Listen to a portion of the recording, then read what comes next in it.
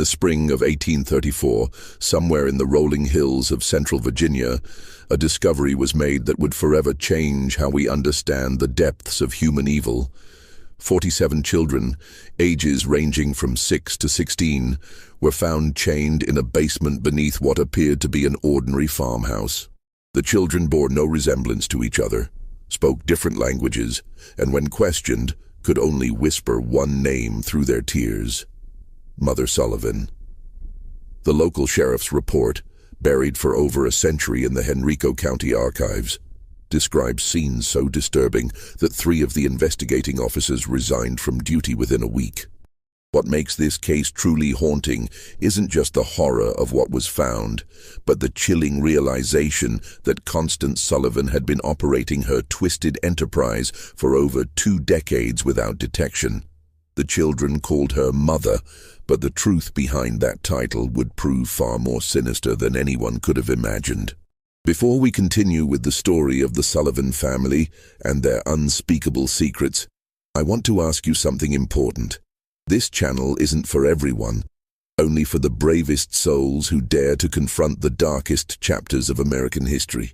If you've made it this far, you're not like most people.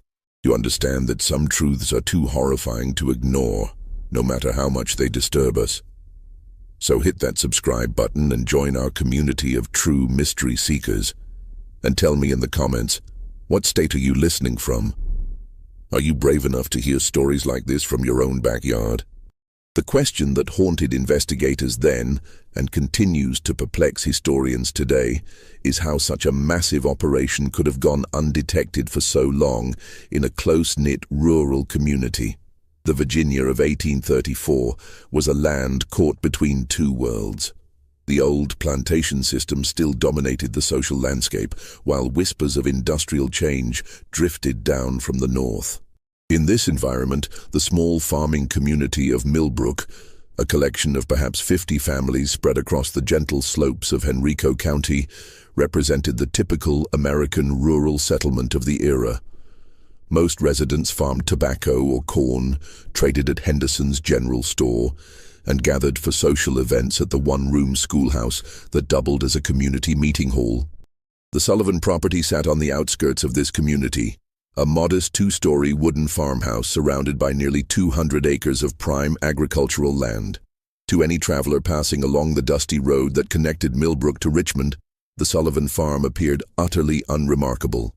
The house itself, built in the Federal style popular during the 1810s, featured white-painted clapboard siding and a wraparound porch typical of Virginia architecture. A red barn stood 60 yards behind the house, with a chicken coop and smokehouse completing the typical farmstead layout. What made the Sullivan property unique wasn't visible from the road. Ezra Sullivan, who had purchased the land in 1809 with money inherited from his father's tobacco fortune, had spent considerable effort expanding the house's basement. While most Virginia homes of the period featured simple root cellars, the Sullivan basement extended far beyond the footprint of the house above.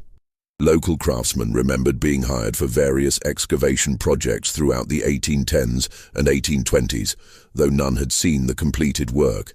Ezra paid well and in cash, asking only that the workers focus on their assigned sections rather than the overall project. Constance Sullivan, Ezra's wife, had arrived in Millbrook in 1811 as a bride of 22.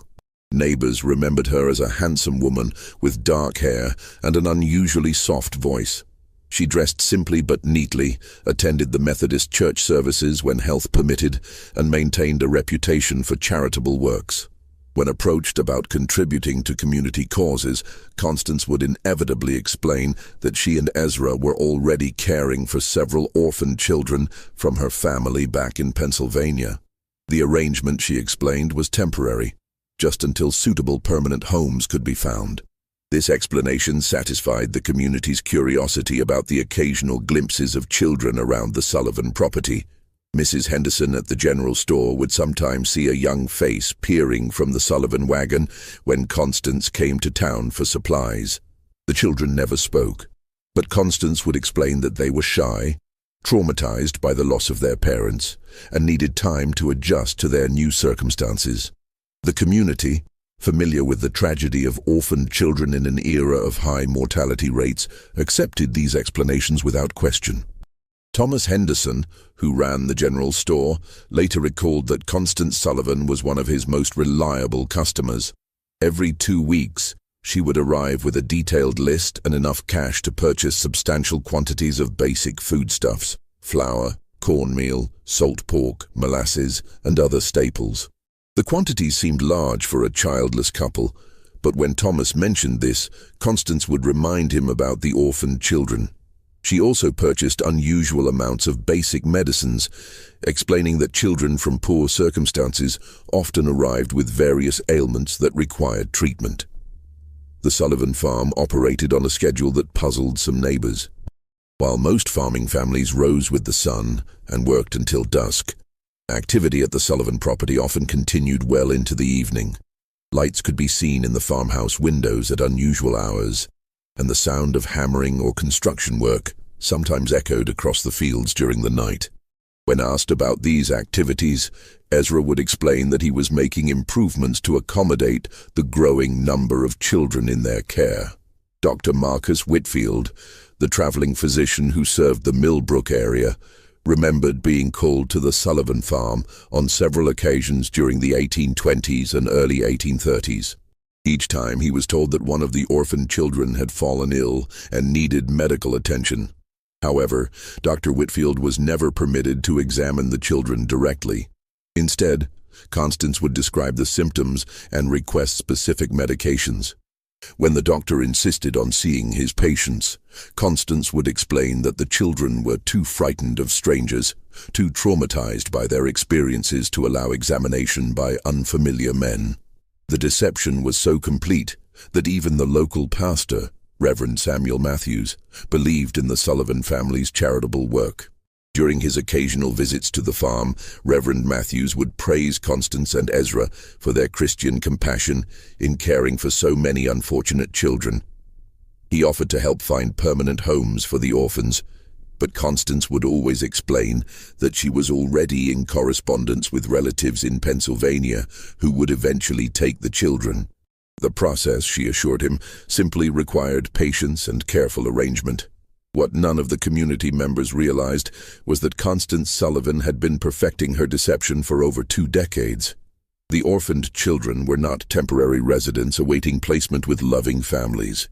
They were prisoners, purchased, kidnapped, or lured from their families across multiple states, held in conditions that would make hardened criminals weep with horror. The discovery that would expose the Sullivan family's horrific secrets began with a series of seemingly unrelated incidents in the early months of 1834. February had been unusually harsh, with temperatures dropping well below freezing for weeks at a time. The bitter cold that gripped Virginia that winter would prove to be both a blessing and a curse for the 47 children trapped beneath the Sullivan farmhouse. On February 23, 1834, a traveling merchant named Jacob Stern was making his way from Richmond to Charlottesville when a violent snowstorm forced him to seek shelter.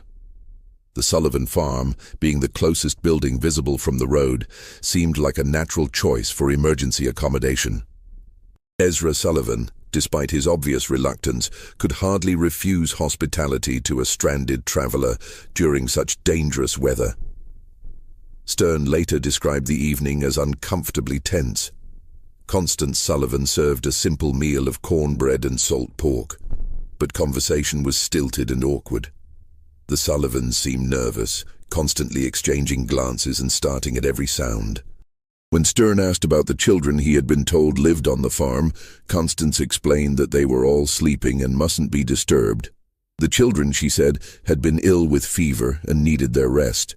What disturbed Stern most was the sound. Throughout the night, as he lay on a makeshift bed in the Sullivan parlor, he could hear what sounded like muffled crying coming from beneath the floor. When he mentioned this to Ezra the next morning, Sullivan claimed it was probably just wind whistling through gaps in the foundation. The sound was common in old houses, especially during cold weather.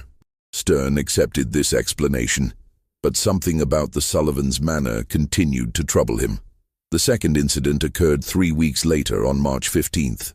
Mary Catherine Flynn, a young Irish immigrant traveling with her family to seek work in the tobacco fields around Richmond, became separated from their group during a river crossing. Exhausted and frightened, she made her way to the Sullivan farm as darkness fell. Constance Sullivan took her in, offering food and shelter for the night. Mary Catherine was never seen alive again. When her family reported her missing to the sheriff in Richmond, they described their last known location and the direction Mary Catherine had been heading. A search party was organized, but the vast expanses of Virginia wilderness made finding a single missing person nearly impossible. The search was called off after a week, and Mary Catherine Flynn was presumed to have died of exposure or been killed by wild animals. The final incident that would lead to the discovery occurred on April 2, 1834. A local farmer named William Hutchinson was hunting rabbits in the woods that bordered the Sullivan property when he heard something that stopped him cold. From somewhere near the Sullivan farmhouse came the sound of children screaming. Not the ordinary cries of youngsters at play, but raw, desperate shrieks of pure terror. Hutchinson crept closer to investigate, hiding behind a stand of oak trees about 50 yards from the Sullivan house. For nearly an hour, he watched and listened. The screaming continued intermittently, always seeming to come from beneath the house rather than from inside it. At one point, he saw Ezra Sullivan emerge from what appeared to be a cellar door on the side of the house. Sullivan looked around nervously, then disappeared back underground. When Hutchinson reported what he had witnessed to his neighbors, opinions were divided. Some suggested that the orphaned children might be more troubled than the Sullivans had indicated, perhaps requiring discipline or medical treatment that could be distressing. Others, however, began to remember odd details that hadn't seemed important before. The unusual amounts of food Constance Sullivan purchased, the strange sounds neighbors occasionally heard at night, the fact that none of the supposed orphans had ever been seen in town or at community gatherings. Sheriff Benjamin Crawford, a veteran lawman who had served Henrico County for over 15 years, initially dismissed the concerns as neighborhood gossip. However, when William Hutchinson approached him directly and insisted on filing a formal complaint, Crawford agreed to investigate. The law required him to follow up on reports of potential child abuse, regardless of his personal opinion of the accusers. On the morning of April 8, 1834, Sheriff Crawford rode out to the Sullivan farm, accompanied by his deputy, Marcus Webb. They arrived just after sunrise, expecting to conduct a routine inspection that would put the community rumors to rest. Constance Sullivan met them at the door, her manner calm and welcoming. She invited the officers inside for coffee and expressed concern about the gossip circulating in the community. The conversation began normally enough. Constance explained again about the orphaned children, showed the officers letters she claimed to have received from relatives in Pennsylvania, and offered to arrange for the children to meet with Sheriff Crawford once they recovered from their recent illness. Everything seemed perfectly reasonable until Deputy Webb asked to use the privy. As Webb walked around the side of the house, he noticed something that made his blood run cold. The cellar door that William Hutchinson had seen Ezra Sullivan using was secured with 3 separate padlocks. Heavy chains wrapped around the door handles, and the wood around the locks showed signs of desperate clawing, as if someone had tried to scratch their way out from the inside. When Webb returned to the house and quietly informed Sheriff Crawford about what he had observed, both men knew they were dealing with something far more serious than community gossip. Crawford politely asked Constance to show them the cellar, explaining that a thorough inspection would help put the rumors to rest. The change in Constance Sullivan's demeanor was immediate and chilling. Her face went pale, her hands began to tremble, and she began stammering about how the cellar was dangerous, how the children weren't allowed down there, how there was nothing to see but old farm equipment and storage. That was when they heard it. From somewhere beneath their feet came the sound of children crying, followed by a weak voice calling for help. The sound was muffled but unmistakable, and it was coming from directly below the kitchen where they stood. The immediate aftermath of that first discovery would haunt Sheriff Crawford for the rest of his life. When he and Deputy Webb forced open the cellar door, the stench that rose from the darkness below was overwhelming. A mixture of human waste, unwashed bodies, and something else that Crawford later described as the smell of despair itself. The basement that Ezra Sullivan had spent over 2 decades constructing was a masterpiece of calculated cruelty. The main chamber stretched far beyond the footprint of the house above, extending into the earth like an underground warren. Stone walls, carefully mortared and designed to muffle sound, created a series of interconnected rooms. The largest chamber, directly beneath the kitchen, housed most of the children. They were chained to iron rings embedded in the stone walls, each child secured by shackles around their ankles. The chains were long enough to allow movement within a small area, but prevented any possibility of escape. The children ranged in age from approximately 6 to 16 years old. They were emaciated, their clothes reduced to rags, their bodies bearing the marks of prolonged neglect and abuse. Many showed signs of illness, fever, respiratory problems, and skin conditions that came from living in the damp, unventilated underground space. What struck both officers most forcefully was the silence. After the initial cries for help, the children said nothing. They simply stared at the newcomers with eyes that held no hope, no expectation of rescue. Deputy Webb, a father of 4, had to leave the basement twice to vomit. Sheriff Crawford, despite his years of law enforcement experience, found himself unable to process the full scope of what he was seeing. The methodical nature of the imprisonment, the evidence of long-term planning, the sheer number of victims, it was beyond anything in his experience or imagination. In the smaller chambers, Crawford and Webb found evidence of the Sullivan system of control. One room contained stocks and restraining devices for punishment. Another held what appeared to be a primitive medical area where the children were treated for injuries and illnesses, not out of compassion, but to keep them alive and functional. A third room contained detailed records that would prove crucial to the investigation. Names, ages, dates of arrival, and notes about each child's condition and behavior. The records revealed the scope of the Sullivan operation. Children had been arriving at the farm regularly since 1812, shortly after Constance Sullivan came to Millbrook. The sources varied. Some were orphans purchased from overwhelmed poorhouses. Others were runaways lured by promises of food and shelter, and still others appeared to have been simply kidnapped from their families. The record showed that over the years, more than 90 children had passed through the Sullivan basement. The obvious question, what had happened to the others, was answered in the most horrifying way possible. In a separate chamber, reached through a narrow passage that required crawling. Crawford and Webb found the remains of at least 36 children. Some appeared to have died from illness or malnutrition. Others showed signs of violence. All had been buried in shallow graves beneath the basement floor, their bodies covered with lime to control odor and decay. The investigation that followed the initial discovery would continue for months, as authorities struggled to understand how such a massive criminal enterprise had operated undetected for over 2 decades. The answer lay in Constance Sullivan's genius for deception and her understanding of human psychology. She had created a persona that was almost perfectly designed to avoid suspicion in a rural 1830s community. The character of the charitable woman caring for orphaned children appealed to the community's Christian values while explaining away any unusual aspects of the Sullivan household.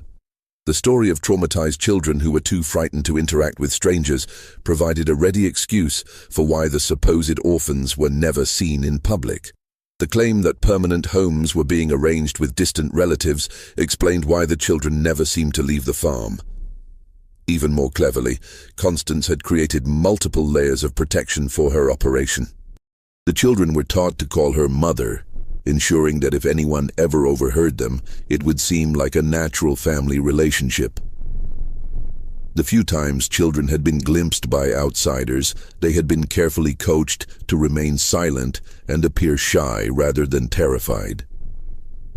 The substantial food purchases were explained by the presence of multiple children, while the medical supplies were justified by the supposed poor health of orphaned youngsters. The physical setup of the operation was equally well planned. The basement construction had been spread over many years, with different workers handling different aspects of the project. No single craftsman had seen the complete layout or understood the true purpose of the modifications. The soundproofing was effective enough that even close neighbors rarely heard anything suspicious, and when they did, the sounds could be explained as ordinary farm activities or the normal noise of children playing. Perhaps most disturbing was the psychological control system that Constance had developed. The children were told that they had been abandoned by their families, that no one was looking for them, and that the outside world was dangerous and hostile. Those who behaved properly were given slightly better food and living conditions. Those who caused trouble were subjected to punishments that served as examples to the others. Over time, most of the children accepted their captivity as simply the way their lives were meant to be. The community's reaction to the discovery was one of complete shock and disbelief. Many residents initially refused to believe that Constance Sullivan, the quiet woman who had lived among them for over 20 years, could be capable of such monstrous acts. Some suggested that she must have been coerced by her husband, or that the whole situation was somehow a misunderstanding. These denials became impossible to maintain as more evidence emerged. The detailed records found in the basement included not just information about the children, but also correspondence with criminal contacts in other states. Constance Sullivan had been part of a network that trafficked in children, buying and selling young victims across state lines. The Sullivan farm was just one operation in a larger criminal enterprise that stretched from Pennsylvania to Georgia. As Sheriff Crawford delved deeper into the Sullivan case, disturbing patterns began to emerge that suggested the operation was far more sophisticated than initially believed. The correspondence found in the basement revealed that Constance Sullivan had been in regular contact with at least 12 other individuals across 5 states, all apparently involved in similar activities. The letters, written in a simple code that was eventually deciphered, discussed merchandise, deliveries, and quality control in language that clearly referred to human trafficking. One letter, dated just 3 months before the discovery, came from someone identified only as A. Morrison in Philadelphia. Morrison wrote that he had 6 new items of varying ages and conditions that would be suitable for your requirements. The letter included detailed descriptions of the children, their approximate ages, and their physical conditions. Most disturbingly, it included notes about their temperaments, which children were compliant and which might require additional training. The financial records painted an even more horrifying picture. Constance Sullivan had been paying between $50 and $200 per child, depending on age and condition.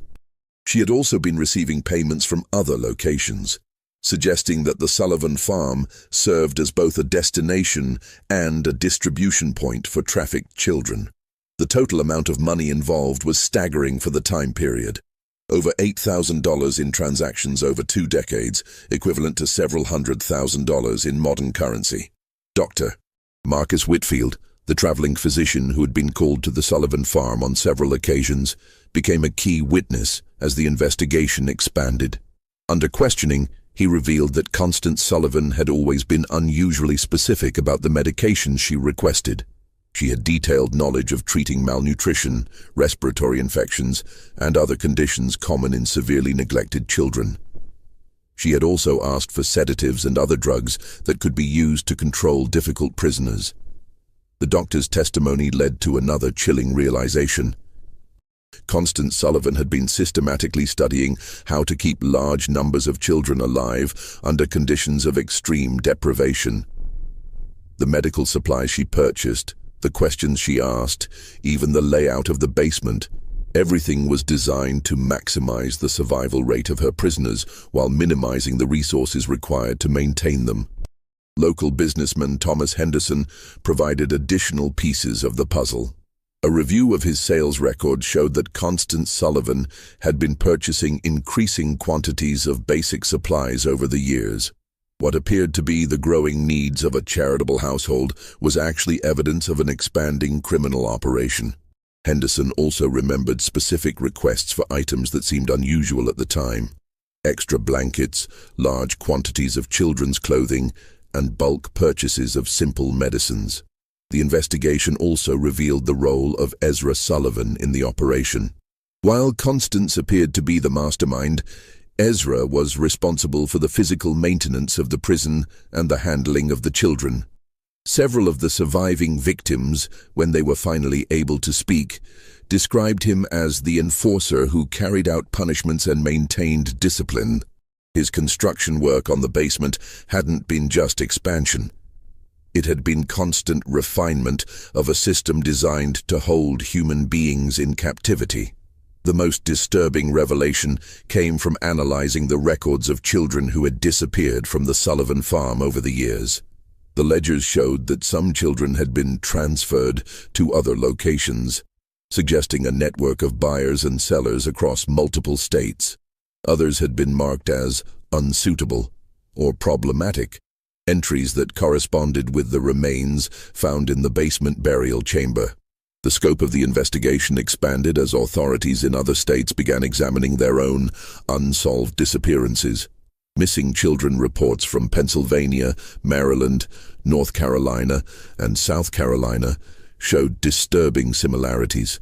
Many of the missing children fit the profile of those found at the Sullivan farm: poor, orphaned, or from families that were unlikely to have resources to search for them extensively. Federal marshals were called in to coordinate the multi-state investigation. This was unprecedented for the time period, as most law enforcement was strictly local. The Sullivan case represented one of the first major criminal investigations to cross state lines and involve federal authorities. The legal implications were complicated by the fact that many of the crimes had occurred in different jurisdictions under different laws. As weeks passed, more survivors began to tell their stories. The accounts were remarkably consistent, describing years of imprisonment, systematic abuse, and psychological manipulation. The children described how new arrivals were broken in, subjected to isolation, punishment, and indoctrination until they accepted their fate. They spoke of a complex hierarchy among the prisoners, with older children given minor privileges in exchange for helping to control younger ones. The survivors also revealed the extent of Constance Sullivan's psychological manipulation. She had convinced many of the children that they were worthless, that their families had sold them or abandoned them, and that they deserved their treatment. Some of the older children, who had been imprisoned for years, initially resisted rescue efforts because they had been conditioned to believe that the outside world was even more dangerous than their captivity. The investigation uncovered evidence of Sullivan's methods for acquiring victims. She had developed relationships with corrupt officials at poorhouses and orphanages who would provide children in exchange for payments. She had also cultivated contacts among criminal elements in major cities who could identify vulnerable children, runaways, street orphans, and others who wouldn't be missed immediately. Perhaps most chillingly, the records showed that the Sullivan operation had been expanding in recent years. The number of children being held had increased, and there were plans in the correspondence for establishing similar facilities in other locations. The discovery at the Sullivan farm had apparently interrupted a criminal enterprise that was on the verge of becoming a much larger operation. The breakthrough that would lead to the complete exposure of the Sullivan network came from an unexpected source. Among the surviving children was a girl named Rebecca, approximately 14 years old, who had been held longer than any of the others. Unlike the other children who had been broken by their ordeal, Rebecca had maintained a spark of defiance and an extraordinary memory for details. Rebecca had been kidnapped from her family's farm in Pennsylvania in 1829 when she was just 9 years old. She remembered everything about her capture: how a woman claiming to be a distant relative had arrived at their farm, how she had been lured away with promises of sweets and a ride to town, how she had awakened chained in the Sullivan basement. More importantly, she remembered every conversation she had overheard between Constance Sullivan and the various visitors who had come to the farm over the years. Rebecca's testimony revealed that the Sullivan operation was just one part of a much larger network. She had heard Constance discussing other farms, other locations where children were being held. She remembered names, dates, and details about shipments of children being moved between different facilities. Her information provided law enforcement with their first comprehensive picture of the scope of the criminal enterprise. The most significant revelation came when Rebecca described a visit that had occurred just 2 weeks before the discovery. A well-dressed man had arrived at the farm in an expensive carriage, accompanied by 2 other men. Rebecca had been selected, along with 3 other children, to be inspected by the visitors. The man had examined them carefully, checking their teeth, their muscle tone, and their general health like a buyer evaluating livestock. The visitor had ultimately decided not to purchase any of the children, complaining that they were too damaged for his purposes. However, he had left behind a letter containing detailed specifications for the type of children he wanted to purchase. The letter, which was found among Constance Sullivan's papers, described requirements for children of specific ages, physical characteristics, and temperaments. The language was cold and businesslike, discussing human beings as commodities to be bought and sold. The letter was signed H. Blackwood and included a return address in Charleston, South Carolina. When authorities investigated, they discovered that Henry Blackwood was a wealthy plantation owner who had been purchasing children for years, ostensibly as household servants, but actually for purposes that the investigation would reveal to be even more sinister than the Sullivan operation. The Blackwood connection opened up an entirely new dimension of the case. Southern plantation owners, it appeared, had been using the child trafficking network to acquire workers who would be completely under their control. Unlike enslaved people who had some legal protections and whose disappearance might be noticed, trafficked children could be worked to death with no legal consequences. They had no families to search for them, no legal status to protect them, and no hope of escape. The investigation of the Blackwood connection revealed that several other prominent Southern families had been involved in similar purchases. The children were being used not just as laborers, but as subjects for medical experiments, as targets for violent entertainment, and for purposes that the investigators found too disturbing to document fully in their official reports. As the scope of the criminal network became clear, the investigation faced increasing resistance from powerful interests. Several of the families involved in purchasing children had significant political connections and substantial resources to protect themselves. Threats began to be made against investigators, witnesses, and even the surviving children. Sheriff Crawford received anonymous letters warning him to drop the investigation. Deputy Webb was attacked by unknown assailants while walking home from work. Dr. Whitfield found his medical practice suddenly boycotted by several prominent patients. The pressure was clearly designed to intimidate law enforcement and prevent the full extent of the network from being exposed. The situation became even more dangerous when one of the surviving children, a boy named Timothy, who had been providing crucial testimony, disappeared from the temporary shelter where he was being housed. A search was conducted, but Timothy was never found. The message was clear: those who cooperated with the investigation would face severe consequences. Despite the intimidation, the investigation continued. Federal marshals provided additional security for key witnesses and investigators. The surviving children were moved to more secure locations, and armed guards were posted at the Sullivan farm to protect the physical evidence. The case had become a test of whether the American legal system could function when confronted with crimes involving wealthy and powerful perpetrators. The pressure reached its peak when Constance Sullivan herself was found dead in her jail cell. The official cause of death was listed as suicide, but the circumstances were suspicious. Sullivan had been scheduled to testify about the full extent of the criminal network, including the names of all her contacts and customers. Her death eliminated the investigation's most important witness and source of information about the broader conspiracy. The mysterious death of Constance Sullivan sent shockwaves through the investigation team. If powerful interests were willing to eliminate key witnesses, no one involved in the case was safe. The investigation had uncovered a criminal enterprise so vast and so well connected that it posed a threat to some of the most prominent families in American society.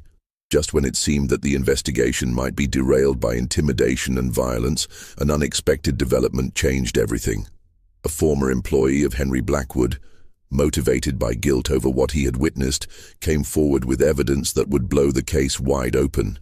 The employee, a man named Samuel Pierce, had worked as an overseer on the Blackwood plantation and had detailed knowledge of the children who had been purchased from the Sullivan network.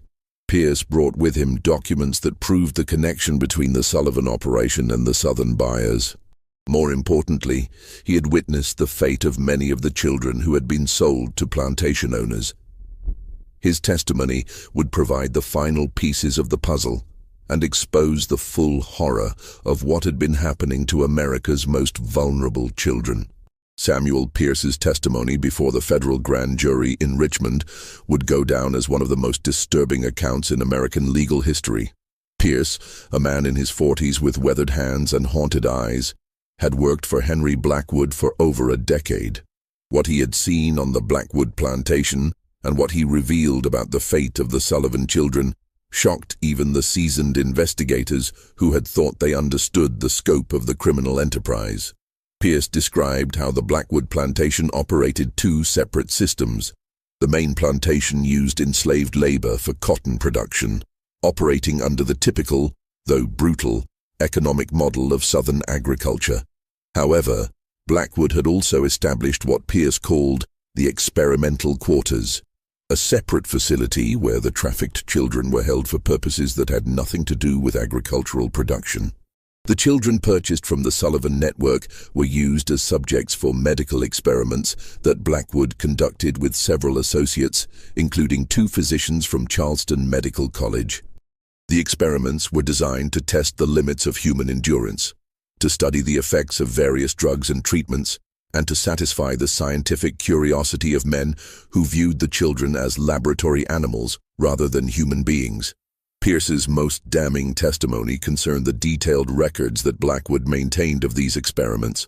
The plantation owner had documented everything: the children's reactions to different treatments, their survival rates under various conditions, and the progression of diseases that were deliberately introduced to study their effects. The records showed that Blackwood and his associates had been conducting systematic torture disguised as medical research. The testimony revealed that at least 37 children from the Sullivan network had been sold to Blackwood over the years. Of these, only 4 had survived long enough to be transferred to other buyers. The rest had died as a result of the experiments, malnutrition, or the brutal working conditions in the experimental quarters. Their bodies had been buried in unmarked graves in a remote section of the plantation. Pierce also provided information about the broader network of buyers. He had been present at meetings where Blackwood discussed purchases with other plantation owners, wealthy businessmen, and even some politicians. The conversations he overheard revealed that the trafficking network extended far beyond what investigators had imagined. Children were being bought and sold across the entire country, with different buyers having different requirements and purposes. The most shocking revelation came when Pierce described a gathering he had witnessed in the fall of 1833. Blackwood had hosted what he called a demonstration for potential buyers from across the South. The event was designed to showcase the quality of the children available through the network and to demonstrate the various uses to which they could be put. Pierce's description of this gathering was so disturbing that several members of the grand jury had to leave the room.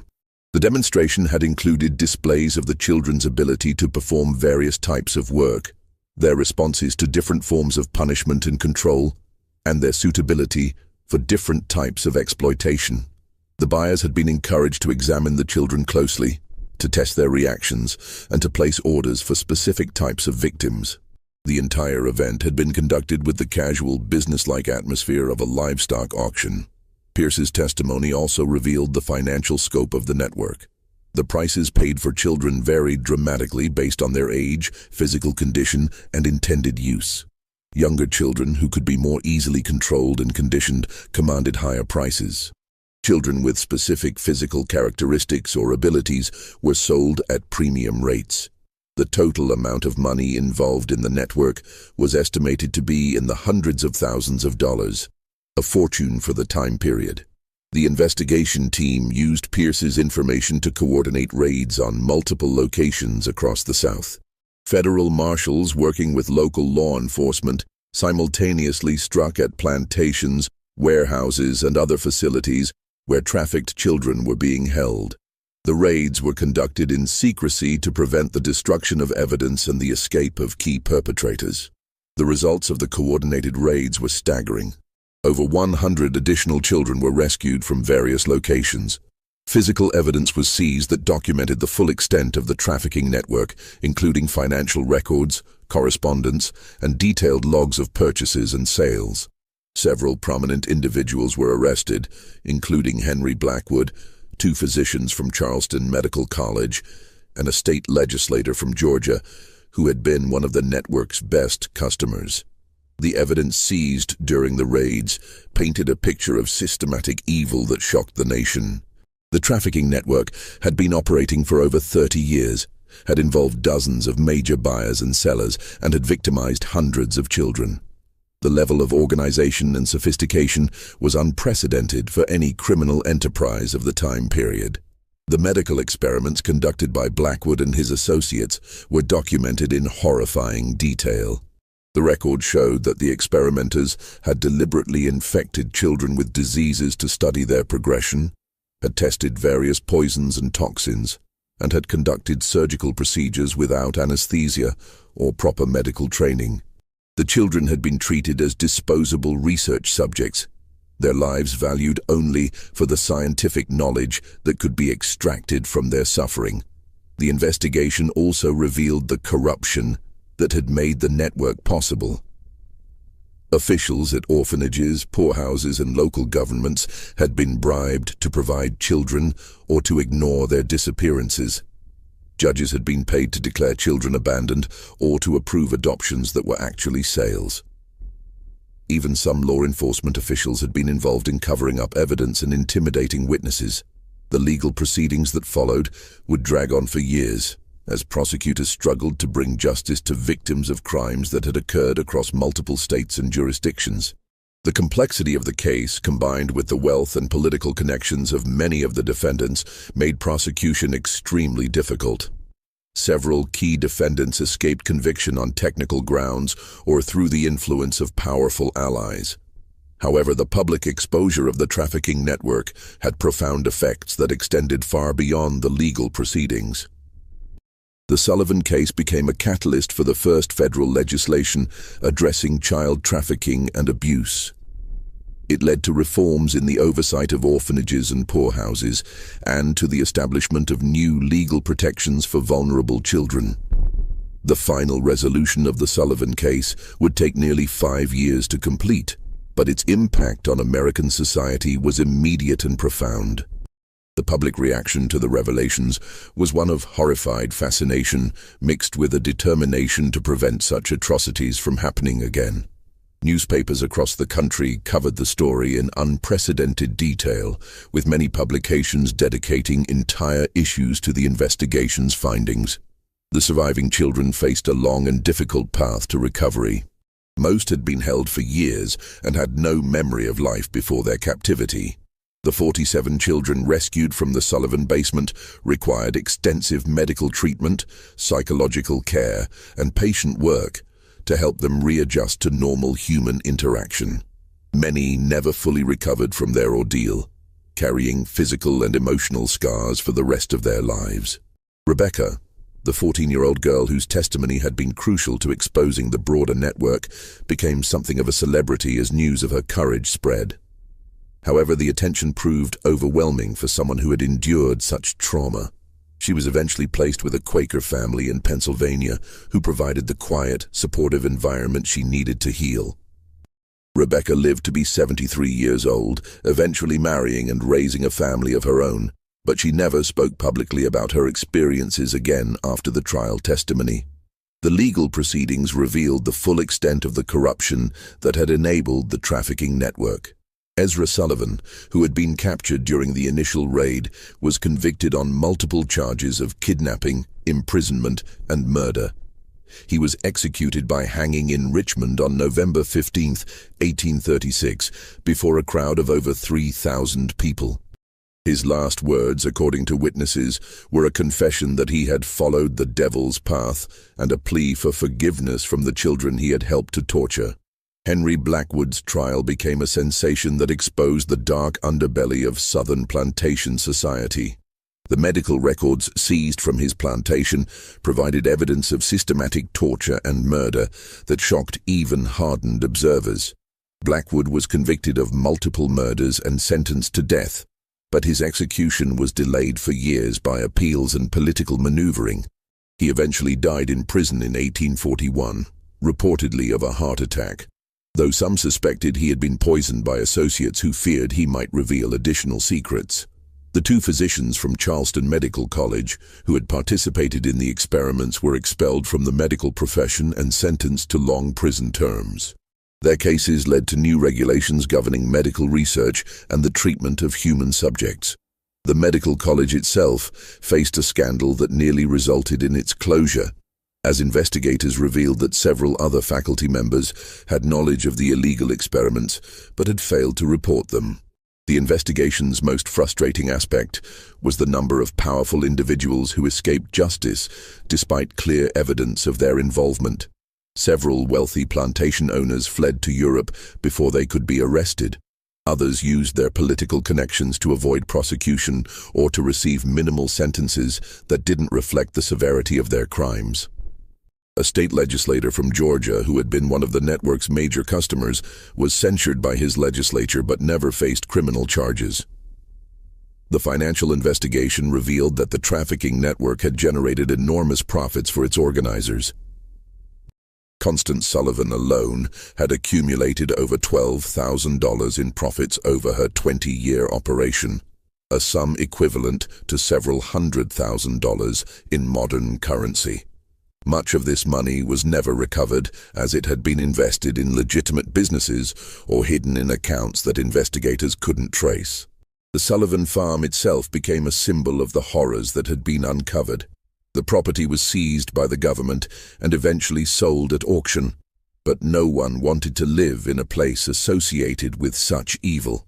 The house was demolished in 1845, and the basement was filled with concrete and sealed permanently.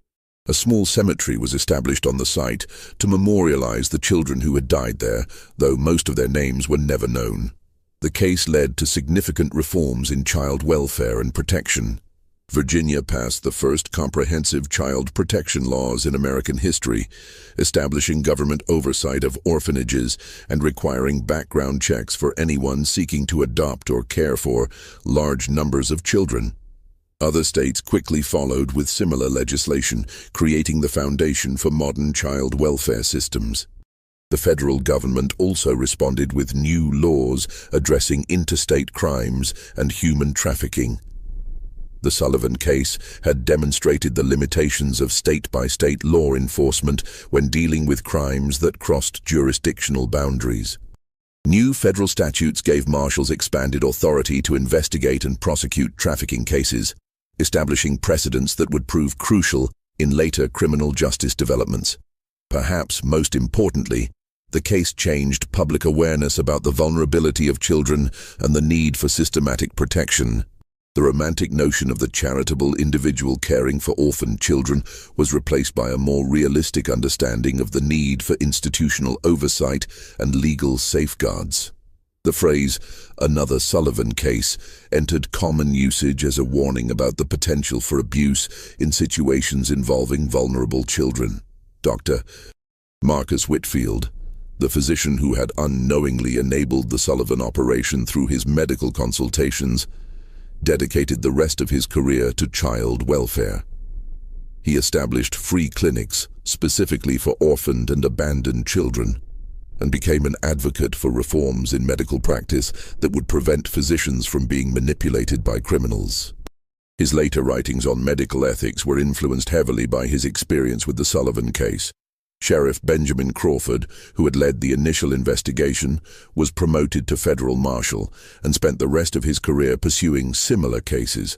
He became one of the first law enforcement officials to specialize in crimes against children, developing investigative techniques and procedures that would be used for decades. Crawford's detailed reports on the Sullivan case became required reading for law enforcement officers across the country. The children's stories, as they emerged over the years, revealed the full scope of human resilience and the long-term effects of systematic abuse. Some, like Rebecca, were able to build relatively normal lives with proper support and care. Others struggled with mental illness, addiction, and other problems that stemmed from their traumatic experiences. A few never recovered at all, dying young from complications related to their years of imprisonment and abuse. The network's correspondence, which had been preserved as evidence, provided investigators with information that led to additional cases for years after the initial discovery. Letters found in the Sullivan basement contained references to other operations, other victims, and other perpetrators. Some of these leads resulted in successful prosecutions, while others led to dead ends or situations where too much time had passed to gather sufficient evidence. One of the most haunting aspects of the case was the realization that the Sullivan operation had been just one part of a much larger system of exploitation that had existed largely undetected for decades. The investigation revealed that similar networks had operated in other parts of the country, that children had been bought and sold like commodities throughout American history, and that the legal and social systems had been inadequate to protect the most vulnerable members of society. The case also highlighted the role of community responsibility in preventing such atrocities. The residents of Millbrook, who had lived for 20 years next to one of the most horrific crime scenes in American history, struggled with guilt and self-examination. How had they failed to see what was happening? What signs had they missed or ignored? Could they have prevented the suffering if they had been more vigilant or suspicious? These questions led to broader discussions about the obligation of communities to watch out for their most vulnerable members. The Sullivan case became a cautionary tale about the dangers of accepting explanations without investigation, of respecting privacy when that respect enabled abuse, and of assuming that respectable appearances guaranteed moral behavior. The legacy of the Sullivan case extended far beyond the immediate legal and social reforms it inspired. The detailed documentation of the investigation, including the correspondence, financial records, and testimony, became an invaluable resource for understanding the history of crime and exploitation in America. Historians, criminologists, and social reformers would study the case for generations, using it to understand how systematic evil could flourish in apparently normal communities. In the end, the Sullivan family's reign of terror was brought to an end not by sophisticated police work or advanced investigative techniques, but by the simple courage of ordinary people who refused to ignore obvious signs of trouble. William Hutchinson's decision to report what he had heard, Sheriff Crawford's willingness to take community concerns seriously, and Rebecca's determination to testify despite her trauma. These individual acts of moral courage were what ultimately exposed one of the most horrific criminal enterprises in American history. The basement, where 47 children were found chained, has been sealed for over a century, but the echoes of their suffering continue to remind us of the importance of vigilance, courage, and compassion in protecting those who cannot protect themselves. The Sullivan case stands as both a testament to human evil and a reminder of the power of individual conscience to overcome even the most entrenched systems of exploitation and abuse. If this story has given you chills, you understand why these dark chapters of American history must never be forgotten.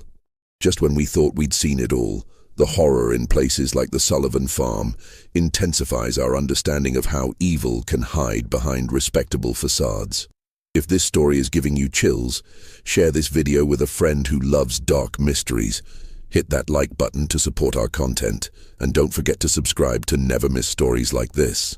Let's discover together what other secrets lie buried in America's past. This mystery shows us that evil often wears the mask of respectability, and that the most horrific crimes can be committed by those who appear most normal to their communities. What do you think of this story? Do you believe everything was revealed, or are there still secrets buried in the Virginia hills? Leave your comment below. If you enjoyed this tale and want more horror stories like this, subscribe, hit the notification bell, and share with someone who loves mysteries. The darkness of American history has many more secrets to reveal, and we'll be here to uncover them all. See you in the next video.